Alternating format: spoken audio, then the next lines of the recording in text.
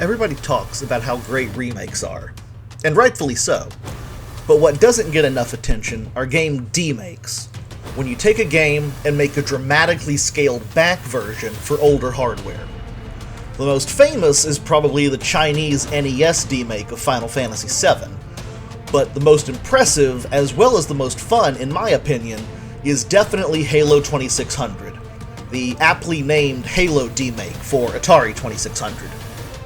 2001's Xbox was the powerhouse console at the top of the specs list for the 6th generation of gaming, and 1977's Atari 2600 was the behemoth 2nd generation console that took the world, or at least North America, by storm.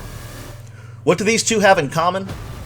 Well, aside from being filled with Activision games of various quality, not much, except for Halo.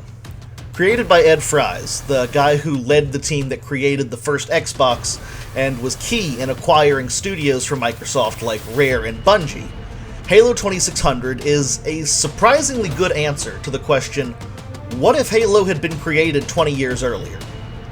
It's obviously got no story told outside of the instruction manual, as was the case with pretty much all of the 2600's games, and it's got pretty crude sprite graphics. But it is probably the best game ever to fit on a 4KB cartridge.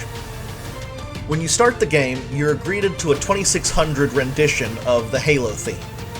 The game itself plays a lot like a mixture of adventure and Berserk. The combat is a lot like Berserk, in that you have to shoot enemies in a straight line while avoiding getting shot yourself, and the game seamlessly progresses from screen to screen like Adventure. The enemies, really admittedly fantastic sprites of grunts and elites, can shoot in any direction, but your Pixel Master Chief can only shoot left or right, so it's important to get a feel for the controls and the timing of your attacks before you jump into your first fight. As you go through the game searching for keys to unlock the energy gates blocking your path, you'll get a gun upgrade. I like to imagine it's an upgrade from the assault rifle to the sniper rifle, a shield upgrade that lets you survive a single shot, and a boot upgrade that doubles your speed. While there's only so much detail the 2600 can cram into a landscape, you do see a variety of trees, rocks, and weird energy things as you progress. The culminating challenge is a final boss, a flying saucer-looking enemy that you have to shoot several times to take out. If you manage to defeat the boss, congratulations, you beat the game.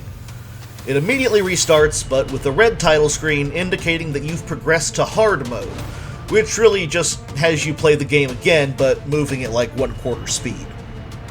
Now, I'm a big fan of demakes in general, and while I didn't grow up with it, I'm a little bit too young for that, I have a very strong, healthy respect for the Atari 2600.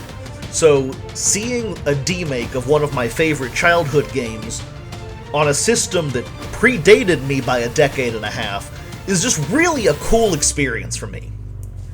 Halo 2600 may not stand up to the likes of Halo Infinite for a deep and engaging narrative experience or fast-paced combat, but it is an extremely impressive demake that truly does manage to cram the core feel of Halo into just 4 measly kilobytes.